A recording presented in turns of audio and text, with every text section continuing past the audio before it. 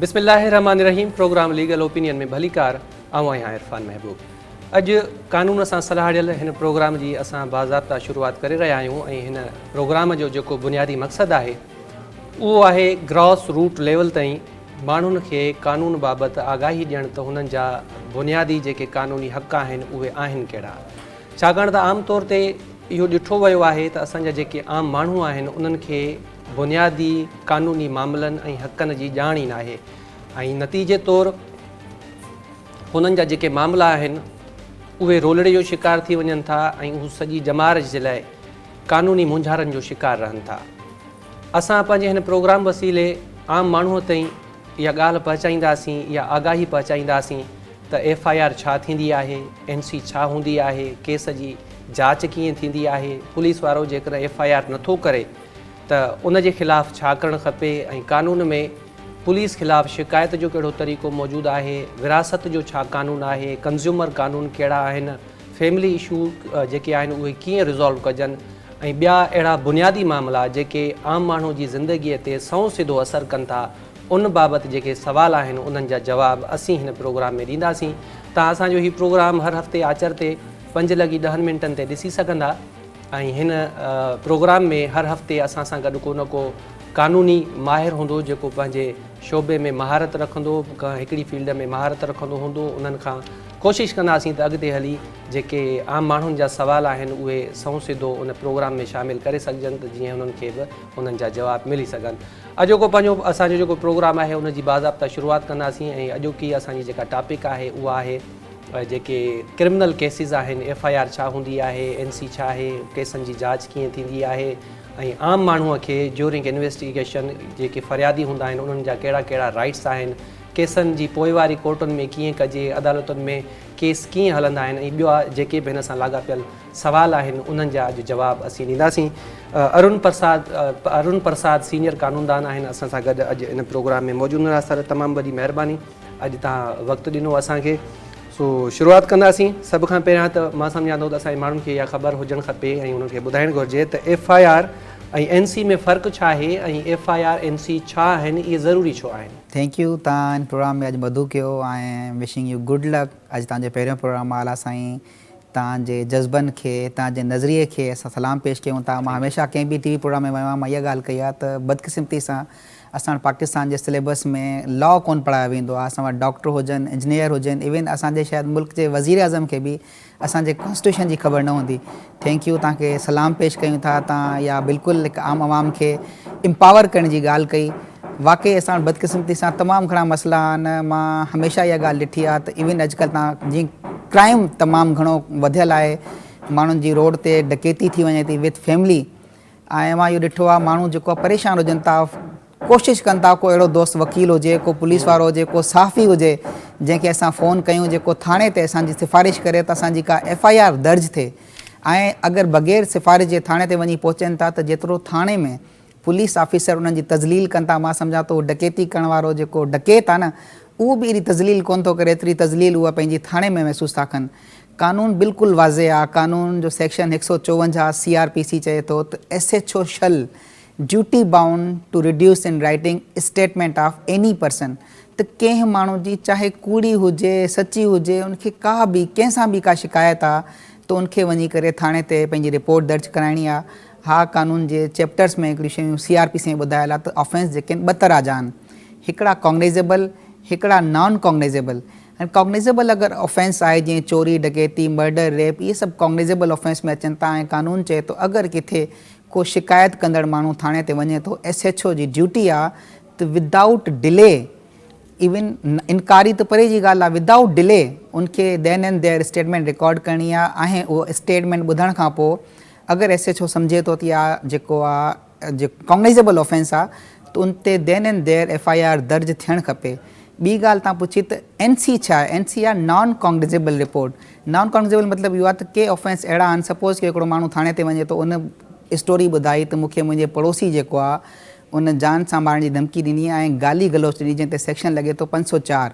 हाणे कानून ॿुधाए थो त इहो नॉन कॉग आहे। इन तरह जो अगरि को नॉन कॉग ऑफेंस किथे थिए थो त थाणे में हिकिड़ो रजिस्टर मौजूदु हूंदो आहे, ड्यूटी ऑफिसर हूंदो आहे जंहिंजी ड्यूटी उहो ड्यूटी 3 माण्हुनि ते रखियल आहे। हर 8 कलाक खां पोइ ड्यूटी ऑफिसर चेंज थींदो आहे। कानून चवंदो आहे त कंहिं बि थाणे में जेको हेड मोरर जी ड्यूटी आहे उहो उते बिल्कुलु मौजूदु हूंदो। कोई बि शिकायत करण वारो माण्हू कंहिं बि वजह सां थाणे में ईंदो या थाणे मां वेंदो त उन रजिस्टर में उहा एंट्री थींदी ऐं उन रजिस्टर में अगरि को नॉन कॉग्निजेबल ऑफेंस थिए थो जंहिंखे पाण NC चवंदा आहियूं त उहो ड्यूटी ऑफिसर पाबंद आहे त अगरि उहा स्टोरी नॉन कॉग आहे त उन रजिस्टर में हुनजी एंट्री कंदो।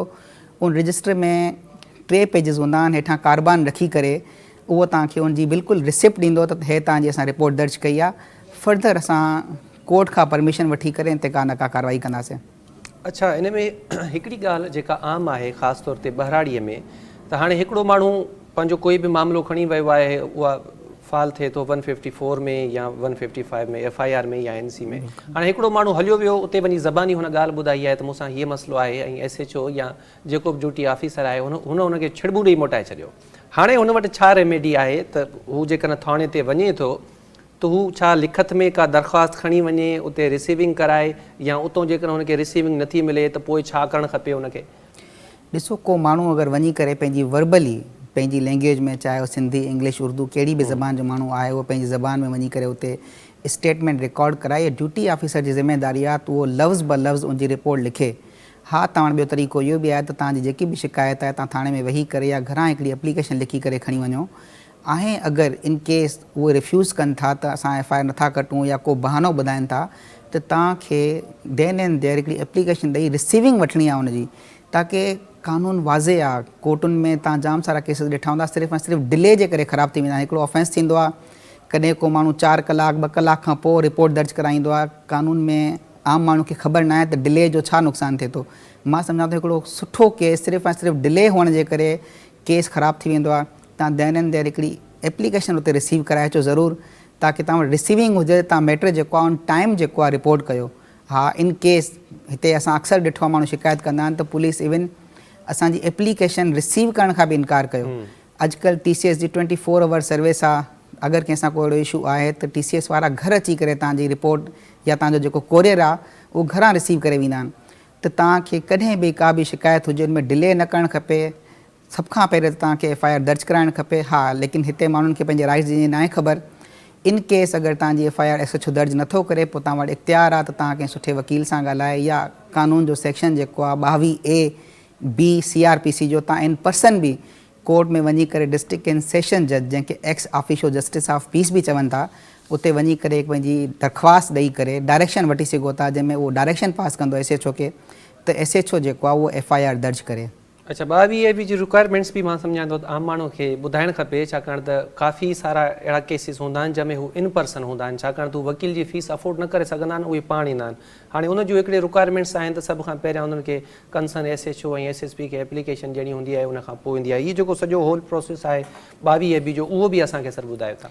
ॾिसो, कंहिं माण्हू खे अगरि का शिकायत आहे, उहो थाणे ते वञी करे रिपोर्ट कराए थो ऐं अगरि SHO एप्लीकेशन तव्हांजी रिसीव नथो करे या रिसीविंग करे थो ऐं तव्हांजी FIR दर्ज नथो करे, त तव्हां उतां आराम सां मोटी करे साॻी दरख़्वास्त जेकी आहे तव्हां कंसर्न SSP, उन इलाइक़े जेको SSP इन्वेस्टिगेशन आहे, उते दरख़्वास्त ॾेई सघो था। ऐं अगरि उते बि तव्हांजी ॻाल्हि नथी ॿुधी वञे, तव्हां के वकील जे थ्रू 22A जी दरख़्वास्त फाइल करे सघो था। लेकिन अगरि तव्हां वकील नथा करणु चाहियो या तव्हां अफोर्ड नथा करे सघो, तव्हां सिंधी, उर्दू, इंग्लिश कहिड़ी बि लैंग्वेज में पंहिंजी हैंड राइटिंग सां, ज़रूरी बि न आहे तव्हां टाइपिस्ट ॾे वञो, कानून चवे थो तव्हां पंहिंजी हैंड राइटिंग में डिस्ट्रिक्ट एंड सेशन जज, तव्हां जंहिं ज़िले में रहो था उन ज़िले जी सेशन कोड में तव्हां हिकिड़ी दरख़्वास्त में पंहिंजी शिकायत दर्ज करे त मां थाणे ते वयुमि, मूंसां इहो मसइलो थियो, जंहिंखां पोइ थाणेदार जेको आहे या SHO मुंहिंजी शिकायत दर्ज कोन कई, हाणे मां तव्हां वटि आयो आहियां, SHO खे डायरेक्शन ॾिनी वञे त मुंहिंजी रिपोर्ट दर्ज कई वञे। तव्हांखे अगरि तव्हां वकील नथा, भले FIR हुजे, कॉग्निजेबल ऑफेंस हुजे, चाहे नॉन कॉग्निजेबल ऑफेंस हुजे, ॿिन्ही सूरतनि में वञी सघे थो। उहो ॿिन्ही सूरतनि में वञी सघे थो। ॾिसो, आम माण्हू खे न आहे ख़बर तुंहिंजो ऑफेंस जेको आहे उहो कॉग्निजेबल आहे या न आहे। जंहिं महिल उहो वञी करे शिकायत दर्ज कंदो, कोर्ट जेको आहे थाणे खां रिपोर्ट घुराईंदी आहे, पोइ थाणेदार ॿुधाईंदो त हे जेको ऑफेंस आहे इहो नॉन कॉग आहे, जंहिंजे करे कोर्ट डायरेक्शन ॾींदी त अगरि नॉन कॉग आहे त ज़ाहिरी ॻाल्हि आहे थाणेदार खे ई प्रोसीड करिणो आहे, उहो कंसर्न मैजिस्ट्रेट वटि वेंदो, फर्दर जेको मैजिस्ट्रेट साहब ऑर्डर कंदा।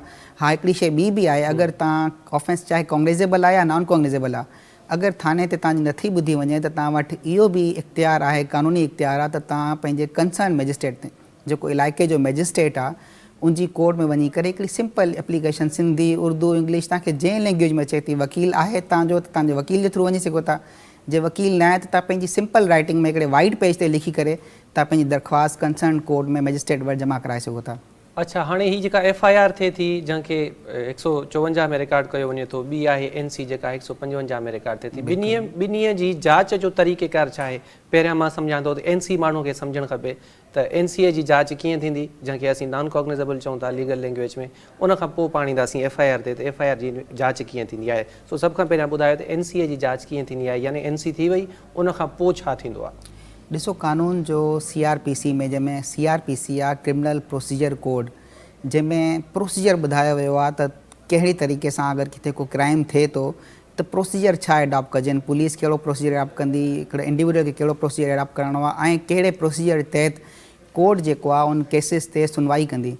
ईअं ई CRPC जो जेको सेक्शन 154 आहे, जंहिंमें कॉग्निजेबल ऑफेंस लाइ ॿुधायो आहे, जंहिंखे पाण FIR बि चवंदा आहियूं। ॿियो आहे 155 जंहिंमें आहे नॉन कॉग। अगरि को ऑफेंस नॉन कॉग आहे त उनमें कंसर्न जेको SHO आहे उहो रिपोर्ट तव्हांजी रिसीव करे, एप्लीकेशन रिसीव करे, उन एप्लीकेशन खे फॉरवर्ड कंदो पंहिंजे कंसर्न मैजिस्ट्रेट वटि त मूं वटि कल्ह हे माण्हू शिकायत खणी आयो, हाणे फर्दर तव्हां जेको ऑर्डर फरमायो, पोइ कोर्ट फर्दर जेको ऑर्डर कंदी उनखे पोइ थाणेदार जेको प्रोसीड कंदो। सपोज़ कि कोर्ट ऑर्डर करे थी त तव्हां इन ते फर्दर जेको आहे केस खे इंक्वायरी कयो या वधीक इन ते इन्वेस्टिगेशन कयो, इन्वेस्टिगेशन करे पोइ जेको पुलिस वारो रिपोर्ट जमा कराईंदो त फर्दर कोर्ट उन ते ऑर्डर कंदी, उन माण्हू जे ख़िलाफ़ बेलेबल वारंट इशू करे सघे थी, या फर्दर व्हाट्सएवर कोर्ट जो कोई बि ऑर्डर हुजे उन एप्लीकेशन ते डिस्पोज ऑफ करे, या फर्दर को मुलज़मन जे ख़िलाफ़ वारंट इशू करे सघे थी। जेकॾहिं SHO ईअं नथो करे त वरी असां साॻी पुराणी रेमेडी में वेंदासीं, 22A बि त सेशन कोर्ट में वञी सघूं था, या डायरेक्ट असां ईंदासीं मैजिस्ट्रेट वटि। ईअं सर? बिल्कुलु। हाणे FIR जी जांच कीअं थींदी?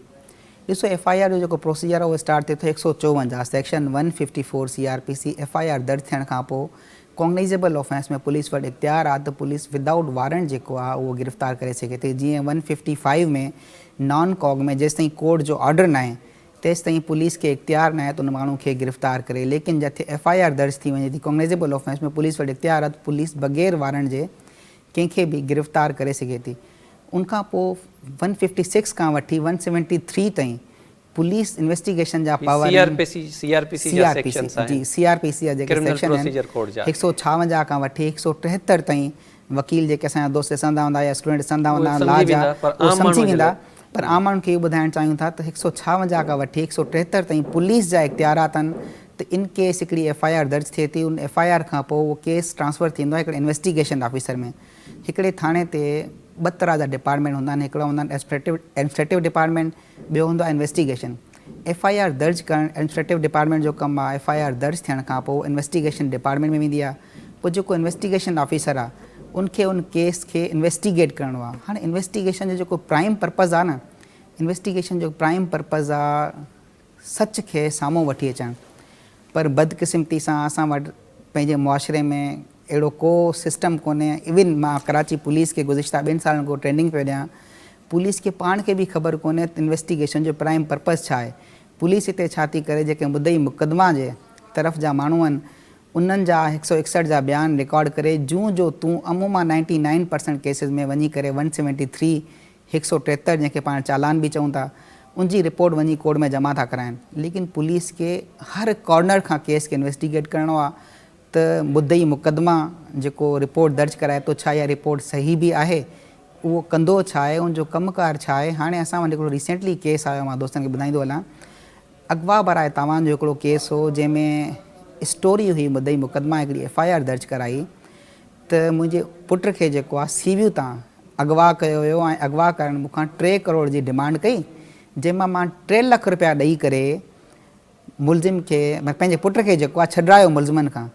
हाणे जंहिं महिल उहो केस चालान थियो, ATC जी कोर्ट में केस पियो हले, मूं IO खां पुछो त जेको मुलज़िम आहे केस जो तूं इन्वेस्टिगेशन कई, मुलज़िम छा कंदो आहे। IO खे ख़बर ई कान्हे त हिकिड़ो मुलज़िम जेको जंहिंखे उन केस खे इन्वेस्टिगेट कयो त हिकिड़ो मुलज़िम छा कंदो आहे। असां वटि पुलिस जी एॾी नाअहली आहे, इहा नाअहली इन करे आहे त माण्हुनि खे पंहिंजा राइट्स ख़बर न आहिनि। पर असां तव्हांजे चैनल जे तवसुल सां दोस्तनि खे ॿुधाईंदा हलूं त तव्हां जेके मुलज़िम नी उन्हनि खे बि बिल्कुलु पंहिंजो इख्तियार आहे त कंसर्न IO वटि उन वटि जेके पंहिंजी बेगुनाही जा माना सबूत आहिनि, के अहिड़ा माण्हू कोई गवाह आहिनि त बिल्कुलु पंहिंजे आईओ वटि पेश कयो ऐं अमूमा असां ॾिठो आहे त आईओ जेको आहे वन साइडेड इन्वेस्टिगेशन कंदा आहिनि। अगरि आईओ पैसा वरिता आहिनि मुद्दई साइड खां त हर सूरत मुलज़िम खे मुलज़िम करार ॾेई कोर्ट में चालान जमा अच्छा सर, कराईंदा। इहा शइ बि ॿुधाईंदा हलो त जेका इन्वेस्टिगेशन थींदी आहे, जाइ वारदात जो मुआइनो थींदो आहे या गिरफ़्तारी थिए थी त उहो गिरफ़्तारी वारी फ़र्द कीअं ठहंदी आहे, काई शइ कब्ज़े मां वठिजे थी, रेड वारंट वग़ैरह जेके बि आहिनि, इहे शयूं थोरो डिटेल सां ॿुधायो त जीअं आम माण्हू खे अंदाज़ो थिए त इहे केतिरियूं ज़रूरी आहिनि ऐं कहिड़ियुनि कहिड़ियुनि ॻाल्हियुनि जो ख़्यालु रखणु खपे उन वक़्तु। ॾिसो, कंहिंजी बि कॾहिं गिरफ़्तारी थिए थी त कानून चए थो त फ़र्दे गिरफ़्तारी मौक़े ते ई ठहणु खपे। सपोज़ कयो मां हिते वेठो आहियां ऐं मुंहिंजी अॼु गिरफ़्तारी इन केस कंहिं केस में मुंहिंजी गिरफ़्तारी थिए थी त फ़र्द जेको आहे हिते ई ठहणु खपे। हिते ईअं न थियणु खपे त पुलिस मूंखे थाणे ते वठी वञे, थाणे ते वठी वञण खां पोइ जेको आहे उहो शाम जो उनजी मर्ज़ी। अमूमा हिते केसिस में ईअं थिए थो त फ़र्द मौक़े ते कोन थी ठहे, जंहिंजे करे पुलिस खे इख़्तियार मिली वञे थो, छो जो कानून सेक्शन 167 चवे थो CRPC जो त थाणेदार खे माना पुलिस खे इन्वेस्टिगेशन ऑफिसर खे इहो इख़्तियार न आहे त कंहिं बि माण्हू खे कंसर्न मैजिस्ट्रेट जी परमिशन खां अलावा 24 कलाक खां वधीक पाण वटि रखे। हाणे 24 कलाक खां वधीक अमूमा तव्हां ॾिठो हूंदो त पुलिस पाण वटि रखे थी। इन करे ई पुलिस रखी सघे थी छो जो पुलिस जेको आहे मौक़े ते फ़र्द कोन थी ठाहे। सभ खां पहिरियों तव्हांखे पंहिंजो राइट इहो ख़बर हुअणु खपे। अगरि कंहिंजी का गिरफ़्तारी थिए थी तव्हांखे हुन ऑफिसर खे चवणो आहे देन एंड देयर। अरुण साहब, नंढड़ी साईअ जो वक़्तु थियो आहे, बिल्कुलु टाइम एग्ज़िस्ट थो करे। सो नाज़रीन, नंढड़े ब्रेक जो वक़्तु थियो आहे, ब्रेक खां पोइ ॿीहर मिलूं था।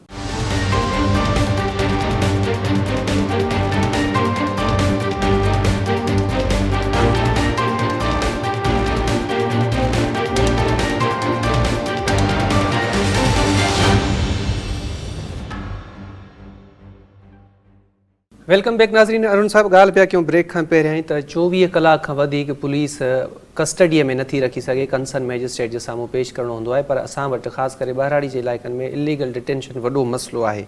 हाणे जेकॾहिं 24 कलाक खां वधीक वक़्तु पुलिस डिटेंशन में रखे थी त छा करणु खपे हिकिड़े आम माण्हूअ खे? ॾिसो, पाण वटि अॼुकल्ह हिकिड़ो सोशल मीडिया जो दौरु आहे, हर माण्हू जे हथ में मोबाइल आहे। कंहिं महिल बि पुलिस खे गिरफ़्तार करे थी ऐं पुलिस फ़र्ज़ु नथी ठाहे। मां सम्झां थो तव्हां उते जेको आहे हिकिड़ो रिकॉर्ड वीडियो क्लिप रिकॉर्ड करे वठो, उनमें स्नैप हर माण्हू यूज़ करे थो, उनमें टाइम डेट प्लेस हर शइ मेंशन थी वेंदी, जंहिंमें तव्हां वटि हिकिड़ो प्रूफ अची वेंदो तव्हांजी कंहिं महिल गिरफ़्तारी थी आहे। उनखां पोइ अगरि कोई विदिन 24 आवर कंसर्न मैजिस्ट्रेट वटि पेश नथो करे त तव्हां वटि साॻियो ई तरीक़ो तव्हां हिकिड़े कंसर्न मैजिस्ट्रेट वटि दरख़्वास्त ॾेई सघो था त पुलिस एस पे जाम में रखियो आहे या कल्ह पुलिस गिरफ़्तार कयो आहे, जिनखे पेश न कयो आहे। ॿियो हिकिड़ो कानून में साॻियो CRPC में ॿुधायल आहे प्रोसीजर 491, जंहिंखे हार्बियस कार्पस पिटिशन चवंदा आहिनि। त अगरि कंहिंजी कंहिं वटि बि इलीगल डिटेंशन आहे, चाहे पुलिस आहे, FIA, रेंजर्स, वाट्सएवर कोई बि इदारो आहे, किथे बि अगरि कंहिंजी का इलीगल डिटेंशन आहे त तव्हां उन डिस्ट्रिक्ट उन ज़िले जे सेशन कोर्ट में वञी करे 491 जी पिटिशन फाइल करे सघो था। ठीकु। अच्छा, ॿ सवाल जेके आहिनि इन सां ई लाॻापियल आहिनि। असां वटि हाणे जेकॾहिं फ़र्ज़ु कयो FIR नथी थिए, असीं SP खे एप्लीकेशन था ॾियूं, SHO खे एप्लीकेशन था ॾियूं या 22 AB में हलिया था वञूं, असांजी उते FIR बि थी वञे थी, कमु असांजो थी थो वञे, पर SHO FIR दाख़िल करण खां इनकार करे या असांजी NC दाख़िल करण खां इनकार करे कहिड़ो ॾोह कयो, उनजी सज़ा छा आहे, माण्हुनि खे छा करणु खपे? गॾोगॾु इलीगल डिटेंशन जेका आहे उन में भले फोर असांखे 91 में रिलीफ मिली थो वञे, पर पुलिस हिकिड़ो क्राइम त कयो न, 24 कलाक खां वधीक माण्हूअ खे रखी। त इन्हनि ॿई जेके ॾोह आहिनि उन्हनि जी सज़ा कहिड़ी आहे ऐं आम माण्हूअ खे इन मामले में छा करणु खपे? ॾिसो, असां अमूमा इहो ॾिठो आहे त 491 में जॾहिं थाणे ते इवन डिस्ट्रिक्ट एंड सेशन जज वटि जॾहिं 491 फाइल थींदी आहे त थाणेदार लाइ कोर्ट अक्सर कंहिं मैजिस्ट्रेट खे अपॉइंट करे छापो हणाईंदा आहिनि। थाणे ते छापो लॻंदो आहे ऐं अमूमा केसिस मां ॾिठो आहे माण्हू अलाए छो पुलिस खां एॾो लाराईंदा आहिनि, उहो सम्झंदा आहिनि शायदि पुलिस वारा जेके आहिनि असांजा को कर्ता धर्ता आहिनि या मथे ख़ुदा ऐं हेठि पुलिस आहे। माण्हू पुलिस जे ख़िलाफ़ु कार्रवाई न करणु चाहींदा आहिनि। मां सम्झां थो तव्हां वटि बिल्कुलु राइट्स नी, इवन तव्हांखे अगरि को पुलिस वारो हिकिड़ी गार बि ॾिए थो न त तव्हां उन्हनि जे ख़िलाफ़ु सूट फॉर डेफमेशन ऐं डैमेजिस फाइल करे सघो था। अगरि पुलिस वारो तव्हांखे हरामी चए थो त तव्हांजी वालदा वटि बि इख़्तियार आहे त उहा उन पुलिस जे ख़िलाफ़ु सूट फॉर डेफमेशन ऐं डैमेजिस फाइल करे। ॾिसो, कानून में ॿुधायल आहे त कहिड़े केस जी कहिड़ी सज़ा आहे। हिकिड़ो पुलिस वारो तव्हांखे थप हणे थो, गार ॾिए थो या ज़ख़्मी करे थो। हाणे रिसेंटली असां वटि हिकिड़ो केस आयो, हिकिड़ी छोकिरी इश्क जो को मामिलो हो, छोकिरी कई ख़ुदकुशी इन करे कई त उनजे पीउ उनखे तमामु घणो टॉर्चर कयो, उनजी पसंदि जी जॻह ते उनजी मङणी कोन पियो कराए ऐं पोइ हिकिड़ी कूड़ी FIR दर्ज कराई जंहिं छोकिरे सां उनजो अफेयर हुयो। FIR उन दर्ज इहा कराई त हे मूंखे साम्हूं वारो माण्हू जेको आहे मुंहिंजी धीउ जो बार बार रिश्तो पियो घुरे, मुंहिंजी धीउ बि राज़ी कोन हुई, मां बि राज़ी कोन हुअमि। हिननि तमामु घणो असांखे टॉर्चर कयो, जंहिं टॉर्चर जे करे मुंहिंजी धीउ जेको आहे ख़ुदकुशी करे छॾी।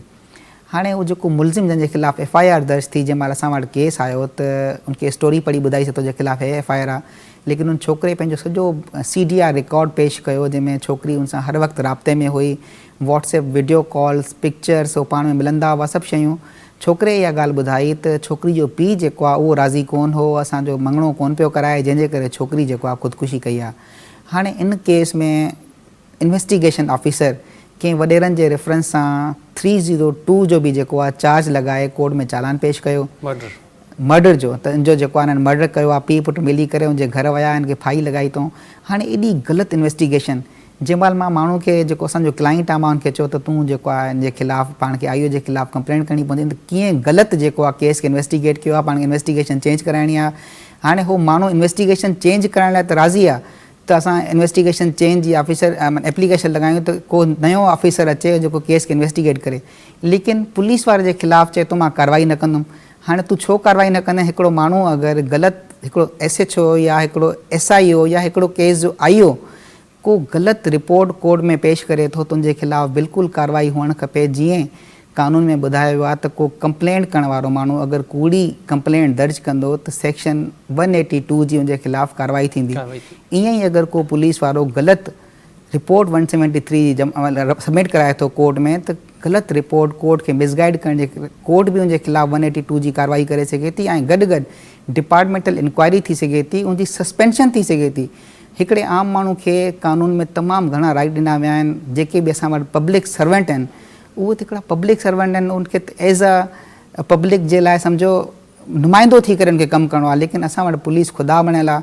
मां तव्हांजे चैनल जे तवसुल सां दोस्तनि खे ॿुधाईंदो वञा त पुलिस जा तमामु थोरा राइट्स नी। अगरि पुलिस तव्हांजे ख़िलाफ़ु FIR बि आहे, तव्हां ॾोही बि आहियो, लेकिन पुलिस वटि इहो इख्तियार न आहे त पुलिस तव्हांखे हस्बे जा में रखे। हिते असां अक्सर ॾिठो आहे त FIR कटियल हिकिड़े भाउ जे ख़िलाफ़ु आहे, चाचो बि बंदि आहे, मामो बि बंदि आहे, उनजो पीउ बि बंदि आहे, नंढो भाउ बि बंदि आहे। अगरि जंहिंजे ख़िलाफ़ु FIR आहे, पुलिस सिर्फ़ु ऐं सिर्फ़ु उनखे गिरफ़्तार करे सघे थी। चाचो, मामो, पुटु, भाउ, पुलिस वटि इख्तियार न आहे। अगरि पुलिस कंहिंखे ईअं गिरफ़्तार करे, तव्हांखे मां वरी ॻाल्हि ॿुधाई त थ्रू एविडेंस तव्हांखे मोबाइल हर वक़्तु मौजूदु आहे, तव्हां हिकिड़ो पंहिंजो एविडेंस पाण वटि कलेक्ट करे वठो, पुलिस जे ख़िलाफ़ु तव्हां कार्रवाई करे सघो था। पुलिस इवन सस्पेंशन थी सघे थी, नौकिरी वञी सघे थी, ऐं उन पुलिस वारो खे उन एक्ट जे ख़िलाफ़ु जेल बि थी सघे थी।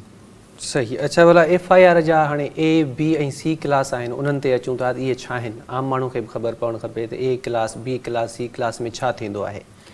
ॾिसो, जीअं मां तव्हांखे ॻाल्हि ॿुधाई त इन्वेस्टिगेशन जेको प्राइम पर्पज़ आहे, उहो प्राइम पर्पज़ आहे सच खे साम्हूं वठी अचणु। बीइंग अ इन्वेस्टिगेशन ऑफिसर, जॾहिं हिकिड़ो इन्वेस्टिगेशन ऑफिसर प्रॉपर इन्वेस्टिगेट करे थो केस खे, त उनखे 173 जी, जंहिंखे पाण चालान बि चवंदा आहियूं, रिपोर्ट सबमिट करणी आहे। उहो रिपोर्ट 4 तरह जी आहे। हिकु त या त केस चालान थी वञे, जंहिंखे पाण चालान चवंदा आहियूं।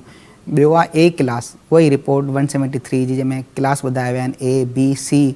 A क्लास इहा आहे त सपोज़ कयो हिकिड़ो ॾोह थियो आहे, इल्ज़ाम मूं ते आहे, मां ॾोह कयो, पुलिस इन्वेस्टिगेशन करे थी, पुलिस चए थी हा ॾोह त थियो आहे, पर मुंहिंजे ख़िलाफ़ु पुलिस खे को सबूत कोन मिलियो, इन करे उहा FIR एग्ज़िस्ट करे थी। लेकिन पुलिस मूंखे A क्लास में बरी करे छॾींदी 169 जी रिपोर्ट लॻाए करे। ॾोह थियो आहे पर जवाबदारी न आहे। जवाबदारी न आहे। उहो थियो A क्लास। उहो थी वियो A क्लास। वरी आहे B क्लास। B क्लास जो मतिलबु इहो त मुद्दई मुक़दमा जेको आहे उन कूड़ी FIR दर्ज कराई आहे। इहो ॾोह सिरे सां थियो ई कोन्हे, इन कूड़ ॻाल्हायो आहे, फलाणा गवाह आहिनि इन केस जा, जंहिंजे through investigation officer report submit कराईंदो त हे ॾोह थियो ई न आहे, FIR कटाइण वारे कूड़ ॻाल्हायो आहे। That is called B class. पोइ आहे C class. C class cancel class आहे। कैंसिल क्लास जो मक़सदु इहो थी सघंदो आहे FIR कटाइण खां पोइ काफ़ी दफ़ा उन वारदात जो या उन इंसिडेंट जो को सबूत पुलिस खे कोन थो मिले। पुलिस इहो सम्झी नथी सघे त जेको माण्हू जंहिं FIR कटाई आहे उहो सचो आहे या कूड़ो आहे, जंहिंजे ख़िलाफ़ु ॾोह थियो आहे उनजे ख़िलाफ़ु मुद्दई मुक़दमा के अलावा का शइ रिकॉर्ड ते कोन थी अचे, इन करे बि C क्लास थींदो आहे। या इन्वेस्टिगेशन स्टेज ते अगरि मुद्दई मुक़दमा जो का फर्दर कार्रवाई नथो करणु चाहे, पोइ बि C क्लास थी वेंदो आहे। ऐं टियों, कॾहिं कॾहिं जीअं सेक्शन सपोज़ कयो नॉन कॉग आहे, लेकिन ग़लती में FIR कटिजी वई, ग़लति FIR दर्ज थी, इन करे बि उहो C क्लास में रिपोर्ट सबमिट थी सघे थी। ठीकु, अच्छा, ड्यूरिंग इन्वेस्टिगेशन जेकॾहिं फ़रियादीअ खे जांच ऑफिसर ते एतमाद न आहे त छा हू हुनखे तब्दील करे सघे थो, ऐं जेकॾहिं हा त उहो तब्दीलीअ जो तरीक़ेकार छा हूंदो? ॾिसो, सीनियर सुप्रीडेंट ऑफिसर जंहिंखे पाण एसएसपी चऊं था, हर डिस्ट्रिक्ट जो हिकिड़ो एसएसपी मुक़ररु हूंदो आहे। तव्हां वटि बिल्कुलु इख्तियार आहे। जीअं मां तव्हांखे हाणे केस जे लाइ ॿुधायो त हिकिड़ो ख़ुदकुशी जो मैटर हो जंहिंखे रंग ॾिनो वियो मर्डर जो। इनमें प्रोसीजर इहो ई आहे त असां कंसर्न एसएसपी वटि एप्लीकेशन फाइल कयूं त असांखे जेको आहे इन्वेस्टिगेशन ऑफिसर ते एतमाद न आहे, या इन्वेस्टिगेशन ऑफिसर फलां पहलू ते प्रॉपर इन्वेस्टिगेशन कोन पियो करे, या अगरि इन्वेस्टिगेशन ऑफिसर जेके एविडेंस नी उनखे मैनिपुलेट करे थो, डिस्कार्ड करे थो, या के ॿिया ऐड करे थो, त उनजे ख़िलाफ़ु कार्रवाई बि थी सघे थी। गॾु गॾु उहो साॻियो एसएसपी उनजे ख़िलाफ़ु कार्रवाई बि करे सघे थो। ऐं एसएसपी वठी इख्तियार आहिनि त उहो इन्वेस्टिगेशन चेंज करे। अगरि को कंसर्न एसएसपी तव्हांजी इन्वेस्टिगेशन चेंज नथो करे, पोइ कानून में वरी प्रोसीजर ॿुधायल आहे 22B6 में, 22A6 में, उनजो सबसेक्शन 6 में ॿुधायल आहे त तव्हां डिस्ट्रिक्ट एंड सेशन कोर्ट में एप्लीकेशन दर्ज करे इन्वेस्टिगेशन थ्रू कोर्ट जेको आहे ट्रांसफ़र कराए सघो था। अच्छा, हिकिड़ो सुवाल ॿियो बि त हूअं त ही जेके बि मामलात आहिनि FIR ऐं NC थियण खां पोइ था शुरू थियनि, पर आम तौर ते ॿाहिराड़ीअ में इहा शइ आम ॾिठी वई आहे त रुॻो फ़ोन बि जेकॾहिं कंहिंजी ईंदी आहे कंबासर माण्हू जी, त बाबा हे मामिलो हीअं थियो आहे, त पुलिस 5-8 मोबाइलूं काहे वञी कड़की पवंदी आहे। छा पुलिस वटि अख़्तियार आहे त हू बिना कंहिं वारंट जे कंहिं बि माण्हूअ जे घर ते चढ़ाई करे? जेकॾहिं अख़्तियार आहे त कहिड़नि सूरतुनि में आहे, ऐं जेकॾहिं न आहे त पोइ मुतासिर माण्हूअ खे छा करणु खपे? ॾिसो, पुलिस खे चाहे त तव्हां सवाल तव्हांजो हो त अगरि का FIR न आहे त पुलिस छा कंहिंजे घर ते चढ़ाई करे सघे थी? अगरि का FIR आहे, चाहे क़तल जो बि FIR, पाण वटि कानून में क़तल जे केस खे वॾो केस सम्झो वेंदो आहे, चाहे कंहिंजे ख़िलाफ़ु क़तल जी बि FIR आहे, पुलिस वटि को इख्तियार कोन्हे त कंहिंजे घर चढ़ाई करे, कंहिंजे घर घुसे, कंहिंजो हाउस ट्रेस पास करे। हा, अगरि पुलिस सम्झे थी त मुलज़िम जेको आहे कंहिं घर जे अंदरि आहे या किथे लिकल आहे, 4 दीवारी जे अंदरि आहे, कानून में कॉन्स्टिट्यूशन में बिल्कुलु ॿुधायो आहे चादर ऐं 4 दीवारी खे पामाल करण जो इख्तियार पुलिस खे न आहे। इन केस पुलिस सम्झे थी को माण्हू खे चादर 4 दीवारी जे अंदरि आहे, त उनखे कंसर्न मैजिस्ट्रेट खां साॻियो ई प्रोसीजर ॿुधायल आहे CRPC में सेक्शन 168 में, त अगरि पुलिस खे किथे अरेस्ट करिणो आहे कंहिं घर मां, त उनखे पहिरें कंसर्न मैजिस्ट्रेट खां अरेस्ट वारंट वठिणो आहे, पोइ ई पुलिस चढ़ाई करे सघे थी। लेकिन अगरि पुलिस अक्सर अमूमा ॾिठो वियो आहे त घरनि ते चढ़ाई करे थी, ॿारनि खे हथु विझे थी, इवन घर वारनि खे मार कुट करे थी, मां चवां थो वरी ॾाढो सुठो प्रोसीजर, हर घर में इवन हर फ़र्द वटि मोबाइल आहे, थोरो सो तव्हां इन शयुनि खे रिकॉर्ड ते रखो ताकी तव्हांजो केस सुभाणे तव्हां अगरि पुलिस जे ख़िलाफ़ु कंप्लेंट बि दर्ज कयो था, छो जो अमूमा पाण ॾिठो आहे जिथे पाण रहूं था हिते अक्सर माण्हू खां जी बि पुलिस जे ख़िलाफ़ु कंप्लेंट कंदा आहिनि। लेकिन अगरि तव्हां हक़ीक़त पसंदि हो, हक़ीक़त में तव्हां सां ज़ुल्म थियो आहे, त तव्हां उन शइ खे रिकॉर्ड करे वठो ताकी तव्हां कोर्ट में प्रूव करे सघो। ठीकु आहे, ऐं पोइ इन मैटर ते पुलिस ख़िलाफ़ु यानी कि कंसर्न SHO ख़िलाफ़ु FIR बि थी सघे थी। ॻाल्हि ॿोल जो सिलसिलो नाज़रीन जारी रहंदो। हिते नंढिड़ो ब्रेक वठूं था, ब्रेक खां पोइ ॿीहर तव्हांजी ख़िदमत में हाज़िर थींदासीं।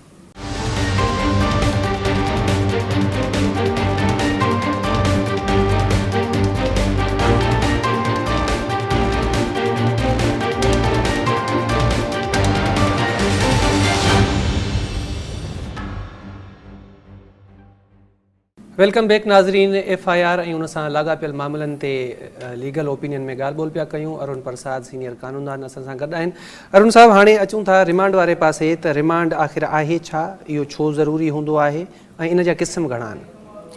ॾिसो, रिमांड जी जेकी लफ़्ज़ी मीनिंग आहे उहा आहे रीबैक, माना कंहिं शइ खे वापसि मोटाइणु। जीअं मां ॻाल्हि कई त हिकिड़े पुलिस ऑफिसर वटि इख्तियार न आहे त 24 कलाक खां वधीक उहो पाण वटि कंहिं माण्हू जी कस्टडी रखे विदाउट कोर्ट जी परमिशन। जॾहिं बि को मुलज़िम कोर्ट में पेश थिए थो विदिन 24 आवर, त दैट इज़ कॉल्ड रिमांड।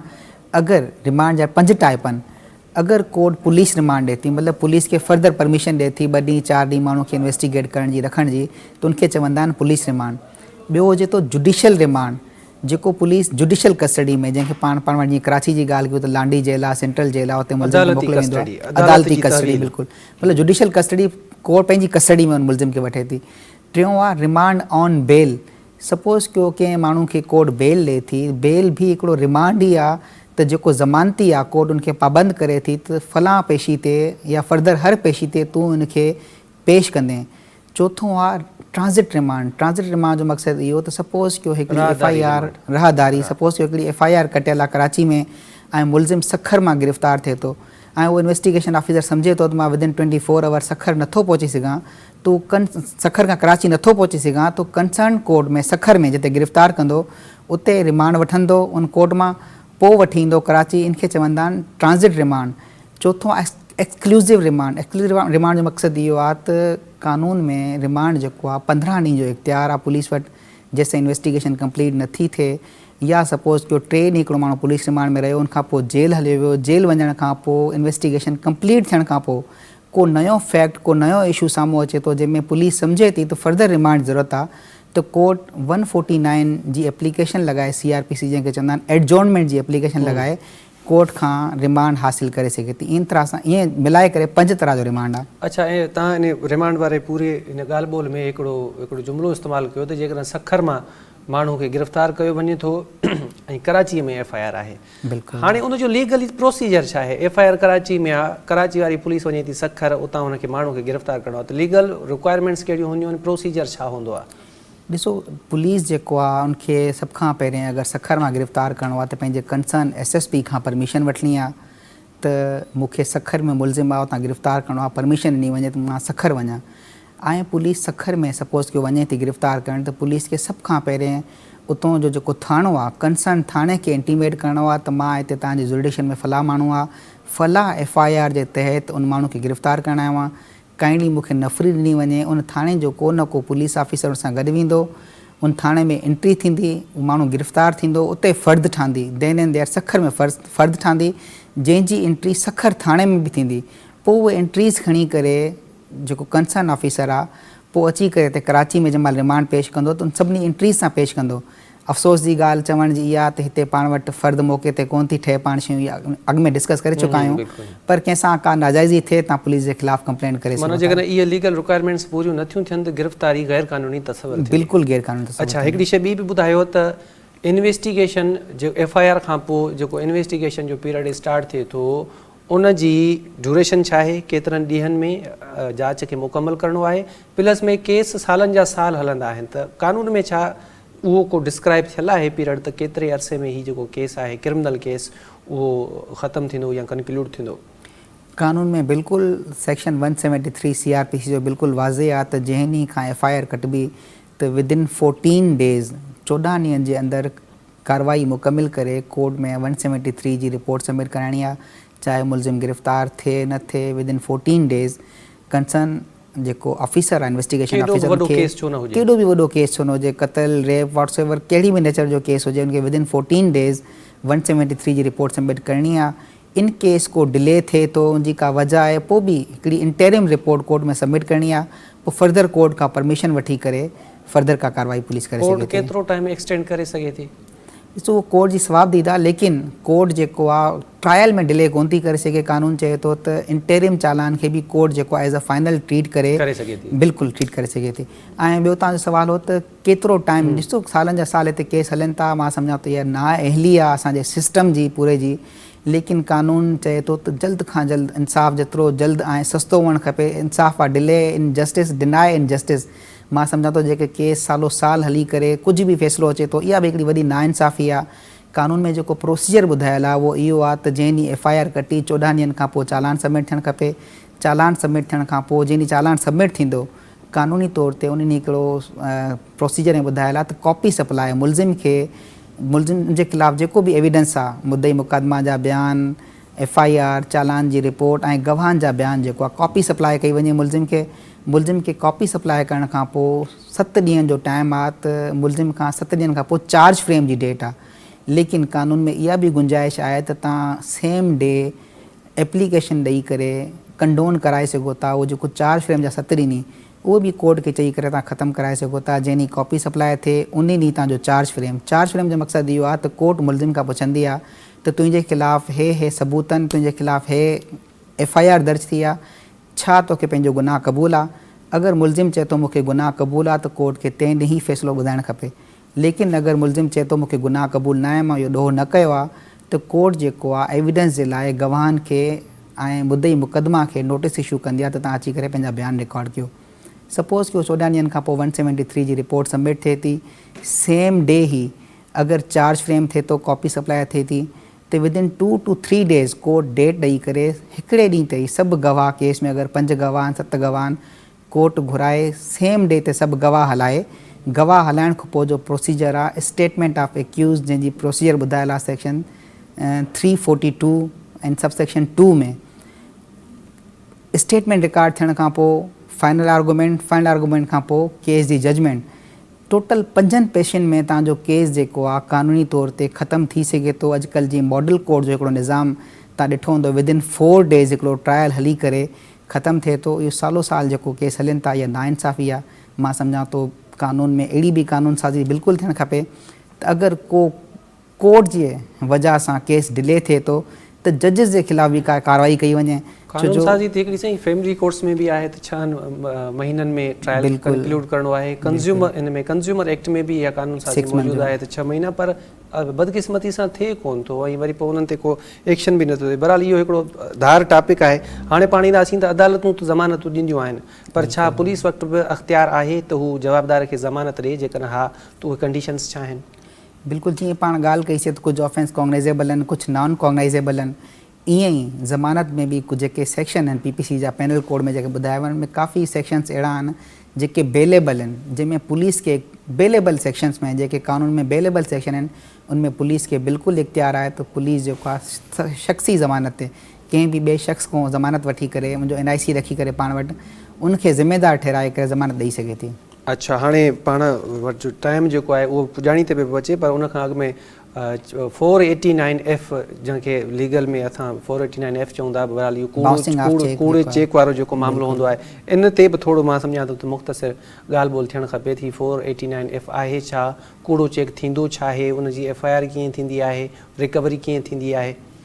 ॾिसो 489F एक्चुअली हिकिड़ो वाइट कलर क्राइम आहे। पाण वटि जेके बिज़नेस कम्यूनिटी आहे जेके माण्हू बिज़नेस कनि था कारोबार कनि था चेक जेको आहे उहो हिकिड़ो फाइनेंशियल इंस्ट्रूमेंट आहे हिकिड़ो ज़िम्मेदारी आहे। सपोज़ कयो मां तव्हांखां का शइ वरिती मां तव्हांखे हिकिड़ो चेक इशू कयो त 3 ॾींहंनि खां पोइ तोखे पेमेंट थी वेंदी ऐं उहो अगरि चेक जेको आहे कैश न आहे तव्हांजे अकाउंट में कैश न आहे उहो चेक डिसऑनर थिए थो सम्झो हिकिड़ो क्राइम इंटेक्ट थी वियो। कानून जो सेक्शन 489F ॿुधाए थो त अगरि को चेक बाउंस थींदो त तव्हांखे उन माण्हू खे लीगल नोटिस इशू करिणो आहे त तोखे पेमेंट करणी हुई तूं पेमेंट कोन कई टाइम ते ऐं तूं मूंखे चेक ॾिनो उहो चेक बि बाउंस थी वियो।